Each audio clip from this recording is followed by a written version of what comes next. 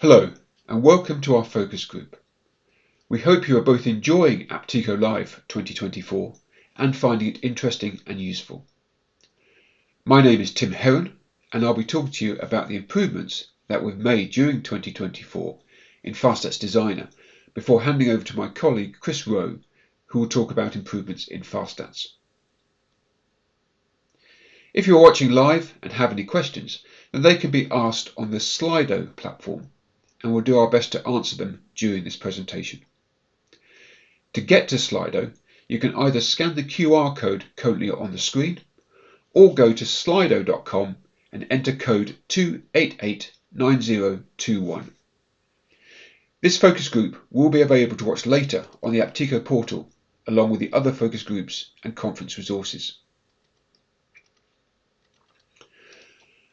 I'm going to talk to you about three main topics related to FastStats Designer. First, our support for large tables with more than 4 billion records. Then improvements we've made to our build speed. And finally, improvements to our caching.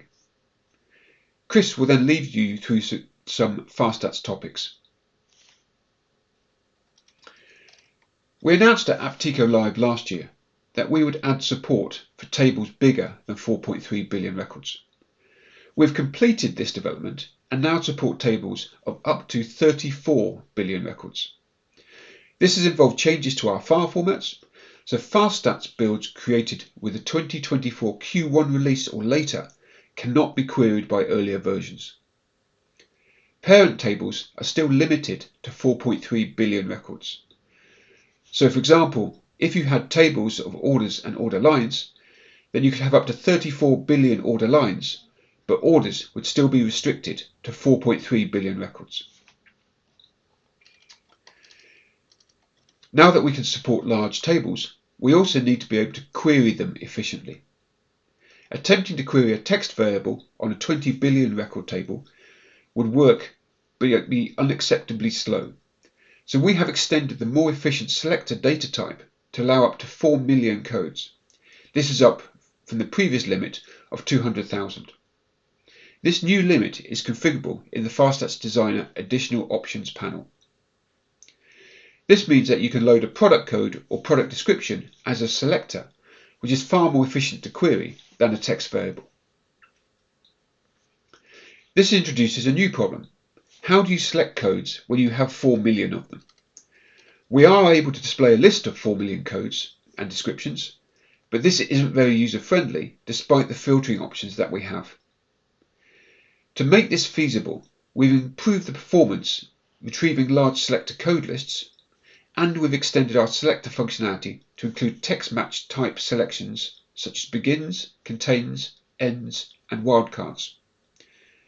This new functionality selects codes based upon a pattern. So if new codes are added to the build, they are automatically included in the selection if they meet the specified pattern. We already have large tables in production use. The biggest system that we know about contains a table with 20 billion records and a total system size of 44 billion records. Builds take place daily and new records are extracted incrementally from Databricks using the Apache Spark ODBC provider.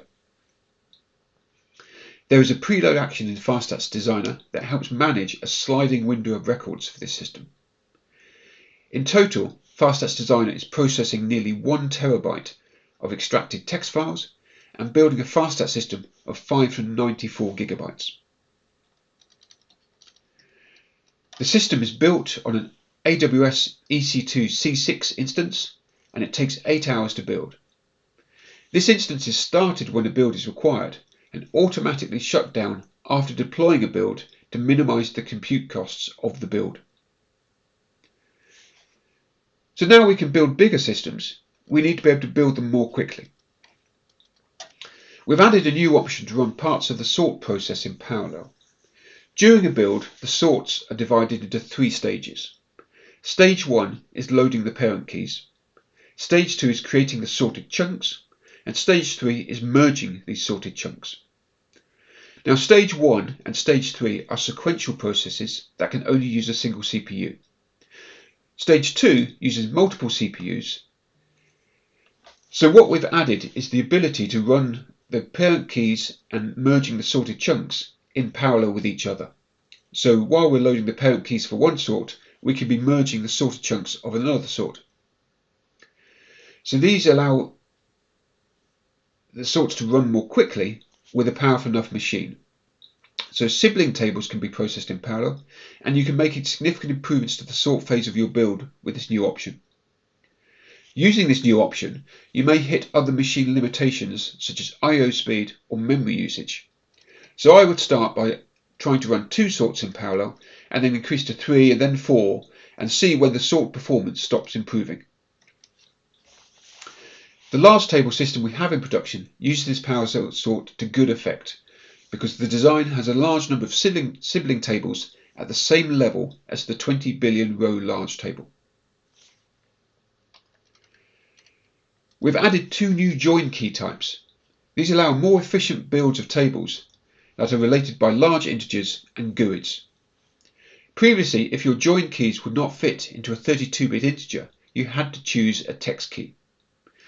This led to an inefficiency, especially for GUIDs, since a textual representation of a GUID is 36 bytes long, while a raw binary GUID is only 16 bytes. So these new join key types will improve sort efficiency, both improving performance and reducing temporary disk space required during a build. We've also improved the efficiency of the virtual package post-load action. We've moved some of the work from FastStats Designer to the FastStats service. The service now deduplicates files based upon file contents. This reduces the virtual package size, and we only package up required definitions. In earlier versions, all definitions and all files were packaged by the service, and then it was FastStats Designer's responsibility to determine if definitions were redundant or not. We've seen real-world examples of a 50 gigabyte virtual package, and these optimizations will reduce the size of the virtual package and speed up the package creation and file transfer. FastStats Designer runs the virtual package by processing virtual variables in parses. Each parse contains definitions that only depend upon the base variables and the variables created in previous parses. Within a parse, all the definitions can be run in parallel. We've seen in some customer systems that recently created long-running definitions can cause a long tail of sequential processing, and we're not maximizing the available parallelization that is theoretically possible. So we've added a new mechanism where the virtual package records how long each definition takes to process, and then we use that to record the information on subsequent virtual package runs to optimize the order the definitions are started within a parse. This maximizes the parallelization and should mean that your virtual packages will run faster with the Q4 release. The first run with this feature enabled will not show an improvement, but subsequent runs will. We've also improved the speed of creating partial indexes. Partial index is done as a post-load action at the end of a build. We found that large partial indexes could take a long time to create, and we've improved the speed of these by reducing the number of I/O calls that we make to create these indexes. Now that we've built bigger systems and can refresh virtual variables faster, we now also need to consider query speed. We've always had caching in FastStats, but only for selection queries. In FastStats or Orbit, when you see the progress message caching, it means we are running a selection query and working out which rows to include in a bitmap file. This bitmap file is effectively a long list of selected rows for a single table, and we store this in the query cache along with the count results so that the selection work can be reused rather than recalculated. As users create selections throughout the day, they should find that FastStats gets faster throughout the day as the cache entries build up. As well as improving performance, the cache builds up a useful records of queries that have been run. We record the cache hits so we can identify the queries that are most commonly used. The cache entries get invalidated after a data refresh, so we have options to reprocess the older cache entries against the new data. This improves query performance by using the cache entries to pre-calculate the most commonly used queries in advance of users logging into the FastStats system. We've only ever had caching for queries, but now we're introducing caching for cubes in the Q4 release. Cubes underpin most of the other FastStats object types, such as Venn diagrams, charts, and even profiles. Orbit in particular will benefit from cube caching, as Orbit dashboards typically contain objects that are cubes. Orbit does have its own cache based upon the job queue, but this new lower level cache replaces this cache and works for FastStats, PeopleStage, and Orbit. This new feature is available in the Q4 release, but is disabled by default. Once you enable it, then you'll see new cache entries appearing in the FS cache folder, and the Orbit job queue cache will be automatically disabled. Just like the selection query cache, we can reprocess and repopulate this cube cache after a data refresh. The refresh cache post-load action in FastStats Designer has been extended to work with the cube cache and to use multiple threads, and we'll also be adding an idle time refresh that will rebuild caches in the background during times that the FastStats service is not being used. Finally for me, here are the topics that we're currently working on for release in early 2025. We have already implemented larger text blocks in the Q3 release. For years our text block has been fixed to just under 32K, and we've now added the option to increase it to either 1 megabyte or 4 megabytes. Larger text block sizes yield improved compression and faster performance on high latency file systems. For real-world English language data, we have seen a 7% compression improvement with larger text blocks. These larger text blocks now open the possibility of extending the limit of text fields. We've always had a limit of 255 bytes for a text field, but we're now extending this to be 32K. This allows you to load more text per record and opens up some interesting possible capabilities for the future.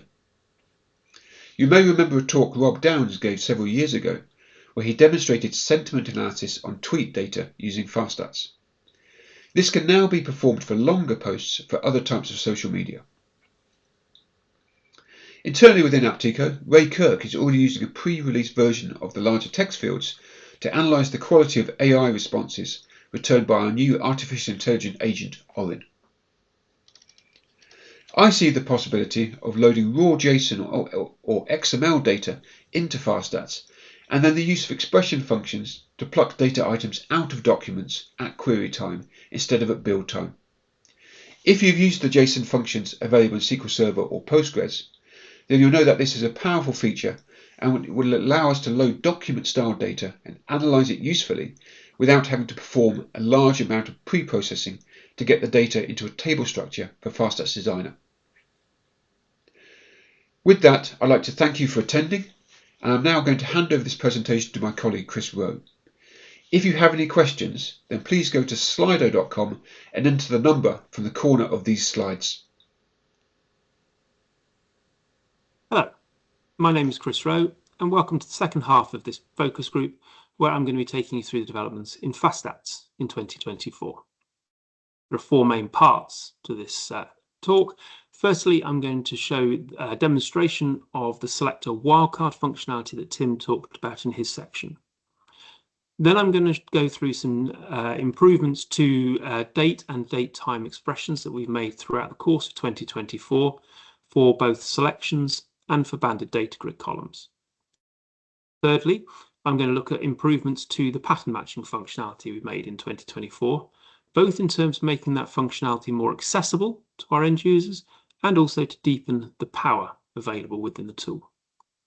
And finally, I'm going to show a brief set of screenshots of some work upcoming in Q4 2024, where we have made some extensions to our segmentation tool. But let's dive right in. So as firstly I alluded to here, Tim talked about text style selections for selector variables. The idea is to be able to do begins with, ranges and wildcards and so on selector variables as if they were kind of text variables. And I'll show you a demonstration of this in the first section shortly. The main sort of thrust of the first part of the demo is going to be to do with improvements to dates and date time expressions. Now, previously, if you wanted to do analysis with date and date time expressions, you would often have to create a virtual variable from it in order for them to be able to use it in a selection or a cube or a data grid. Now, back in 2022, we added the ability for you to drag data expressions onto cube dimensions and band them for analysis. In 2024, we began in Q1 by adding the facility to band date and date time expressions on data grid columns.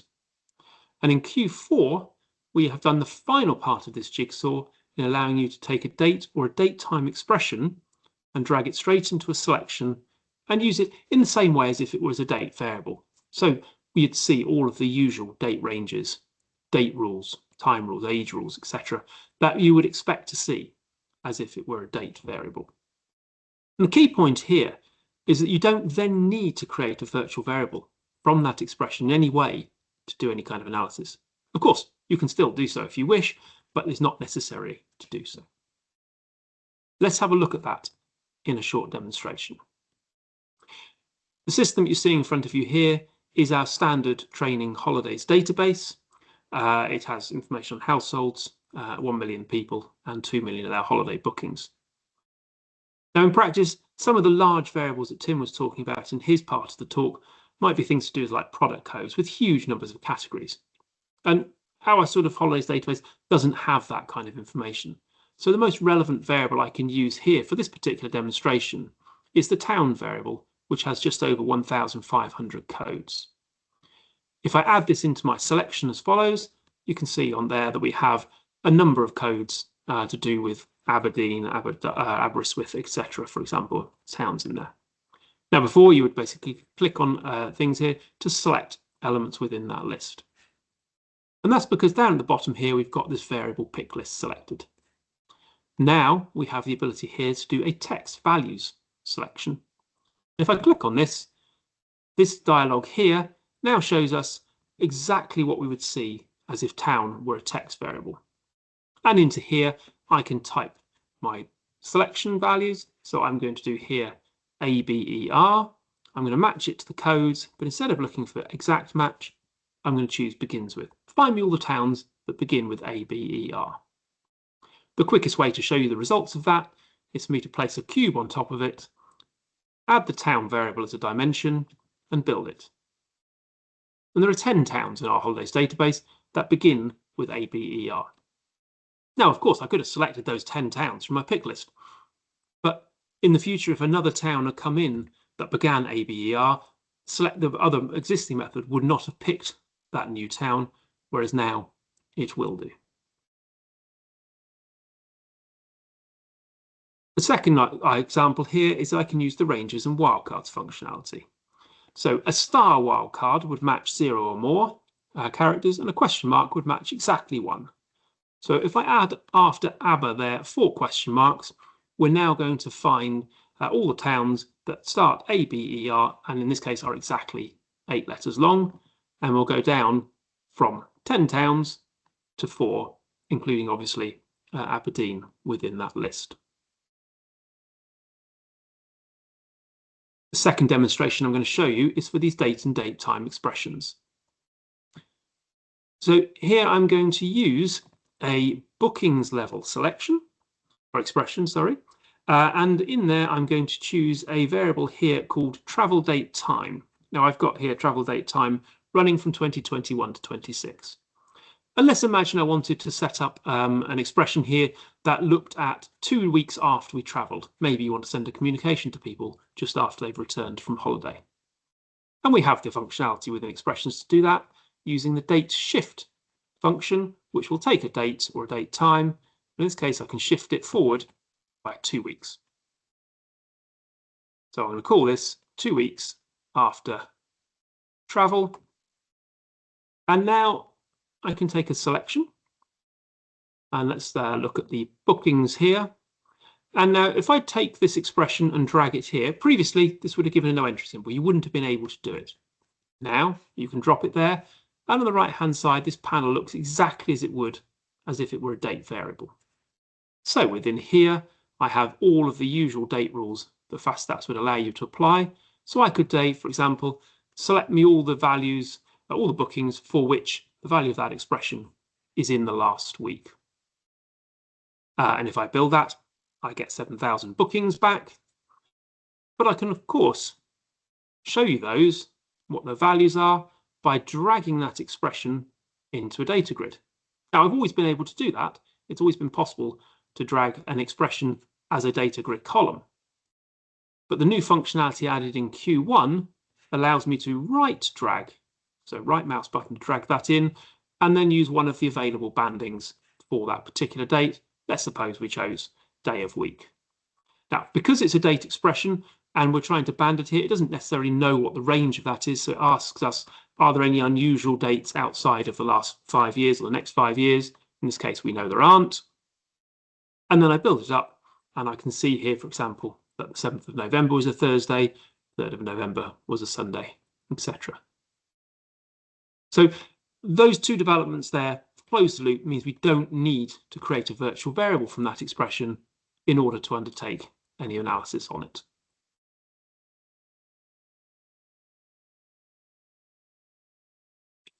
I'm now going to show you 2 or 3 things without actually any demonstrations of some other features we've done into 2024. We're always looking at developing new expressions into the expression tool, and here are some of them that we've put in during the last few releases.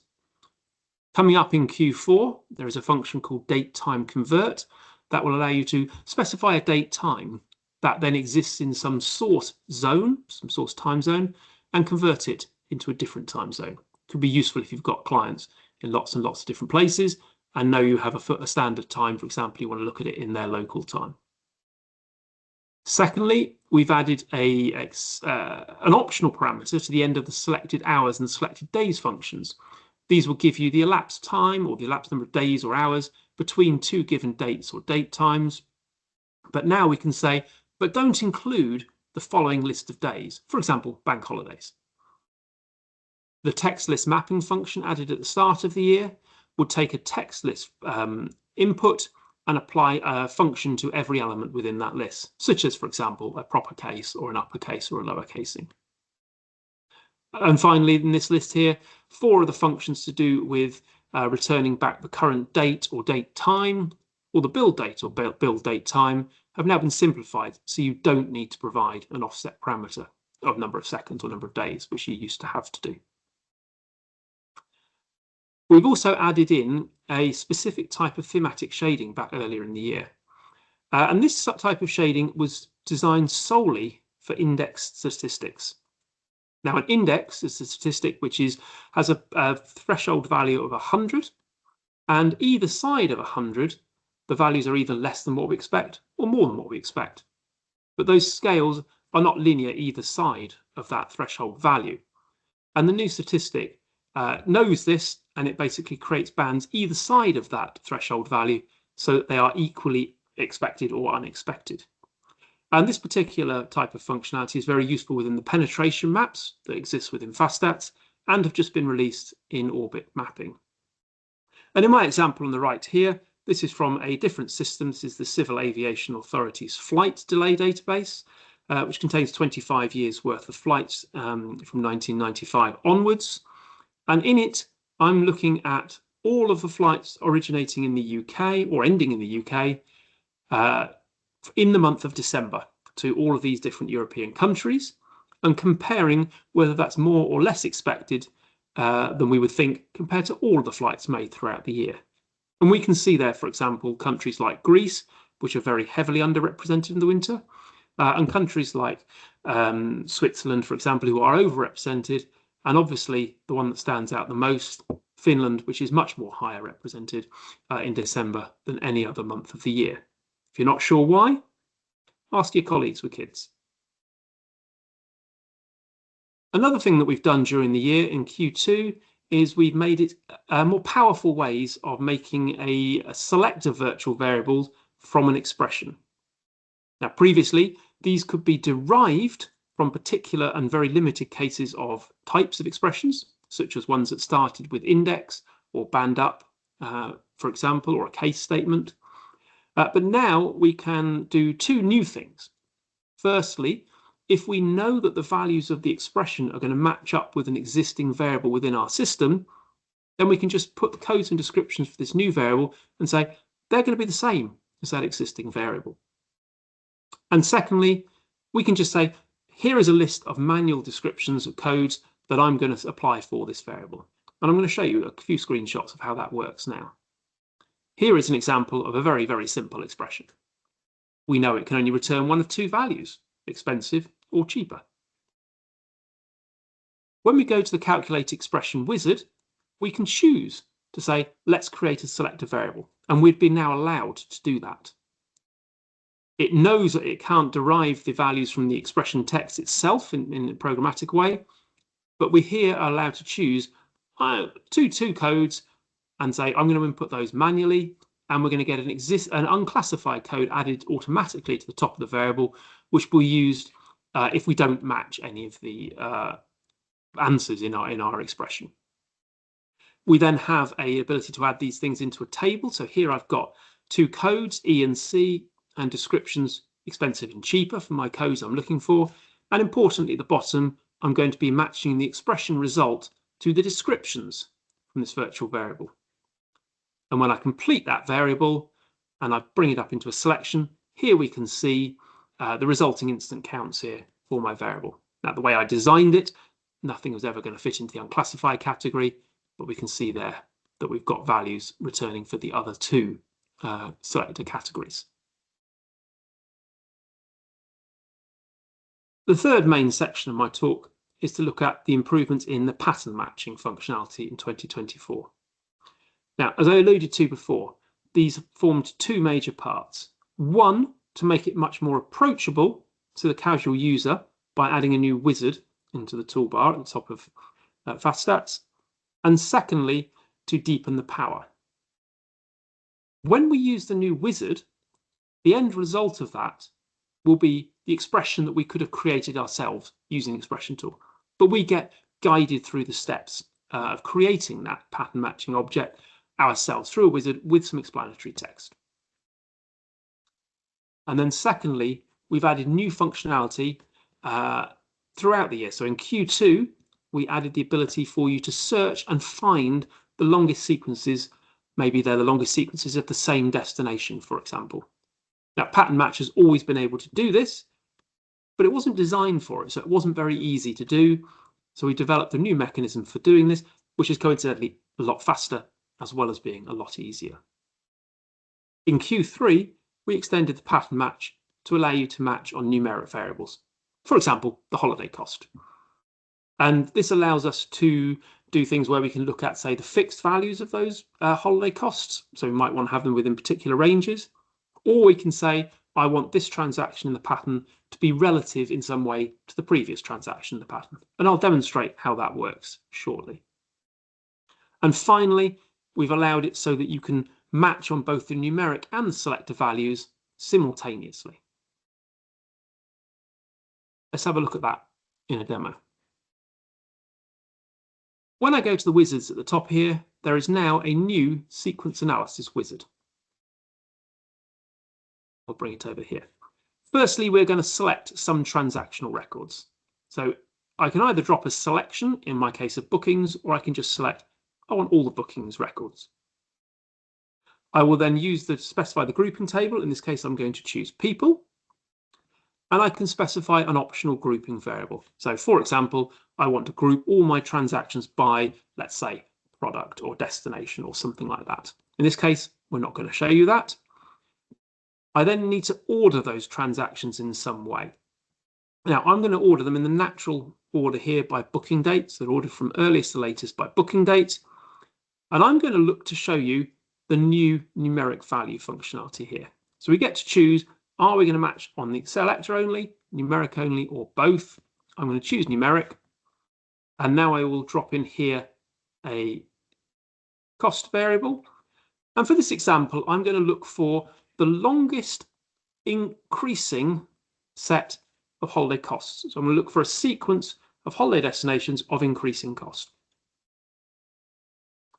And once I've found that longest one for each person, I need to return some information about it. Now, in this case, I'm going to look for how long it is and I'm going to return it at the grouping level, i.e. for each person. So what is their longest sequence of such records? And then I'm given the option to name it. So I'm going to call this longest increasing cost, and I'm going to call it, just so you know, we're returning here the length as well. So it's the longest increasing sequence of cost, and it's the length of such a sequence. I then get a quick confirmation page to show what I've chosen. And when I've done that, I then create an expression. And this expression I could have created before using this wizard, because it would have added into here. When I clicked on the add aggregation, it would have added one of these tabs where I could specify all these things. And here I have a pattern match, bookings to people, no grouping. It's ordered by booking date. Now we've got a tick box to say we're doing it on the numeric variable, on cost, looking for the longest strictly increasing pattern, and I'm going to return back the pattern length on the grouping table. Let's have a look at the results of that. So if I take this expression and say, let me find all of the people who have at least 7 holiday destinations of increasing cost in a row, and from my templates up here, I have a booking details template, and I will also put in, add to that my expression value so you can see the result.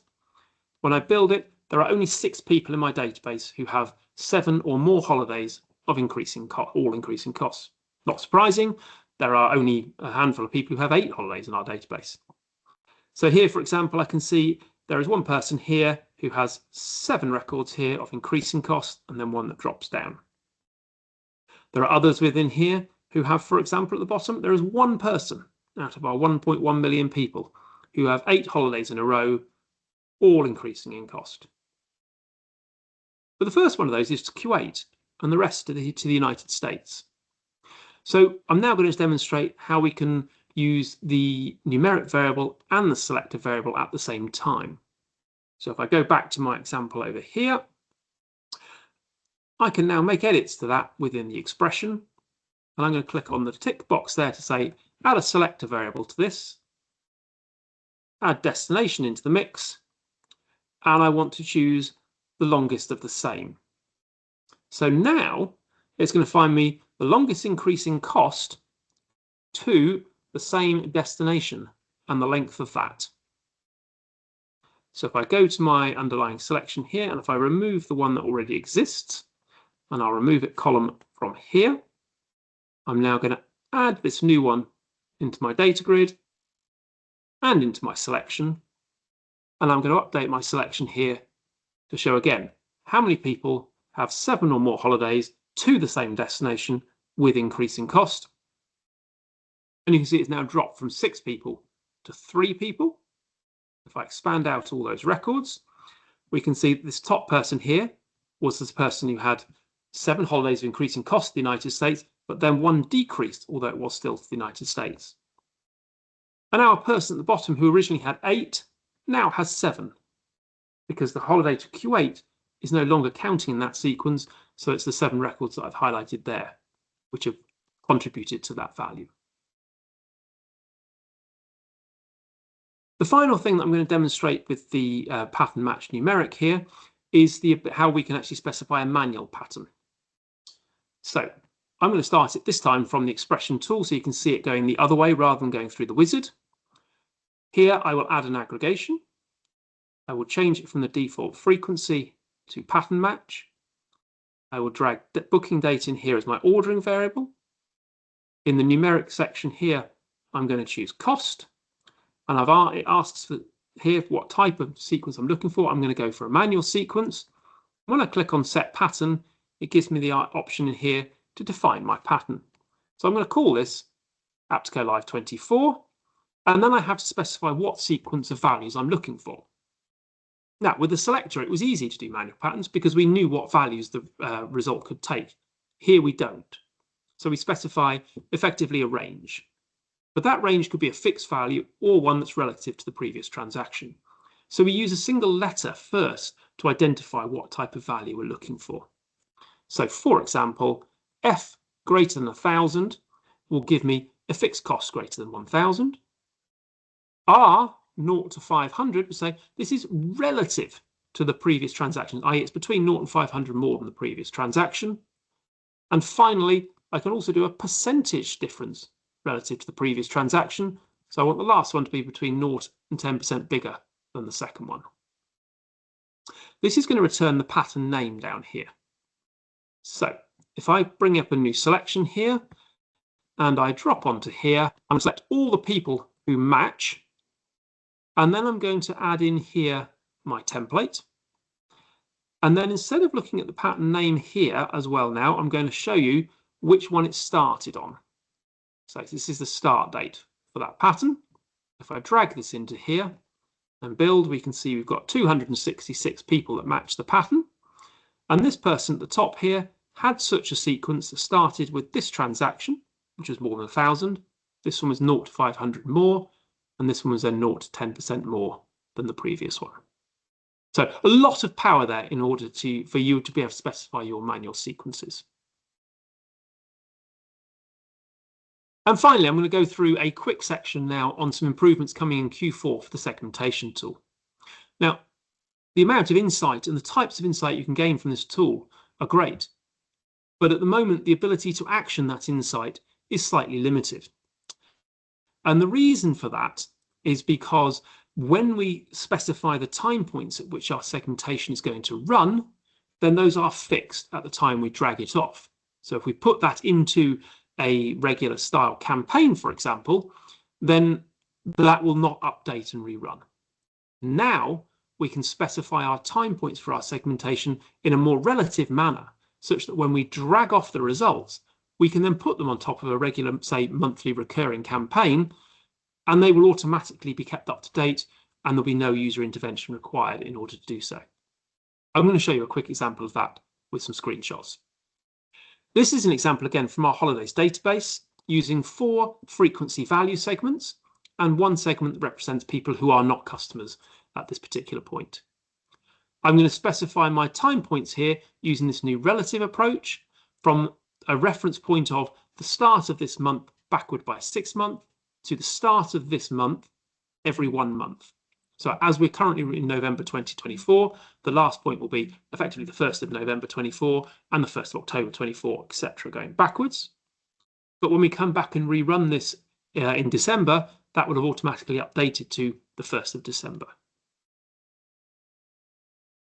Then we can show an example here from one of the segmentation reports. This is a migration report that shows me which segment people were in at the first point in time and which segment people were in at the second point in time. So this is looking at it from the start of this month backward by a month, i.e. this moment, the 1st of October to the 1st of November.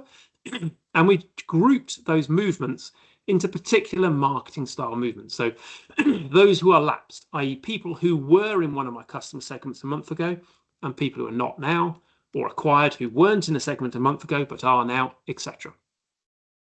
The cell that I've highlighted there, the 6,397 people, are those who've lapsed in the last month. If I drag out that selection and I want to make a marketing campaign to people who've lapsed in the last month, well, that's great. That will count to 6,397. But if that run that again on the 1st of December, that number will automatically updated to show me all the people who lapsed in November rather than October. That concludes the end of our presentation and our focus group here on the updates to FastStats Designer and FastStats in 2024. Shortly, you're going to be taken back to the main event platform. But if you have any questions, then me and my colleague Tim will be delighted to see them on Slido, or you can follow up with us after the conference. But for now, I hope you enjoy the rest of your day. Thank you very much indeed for your time.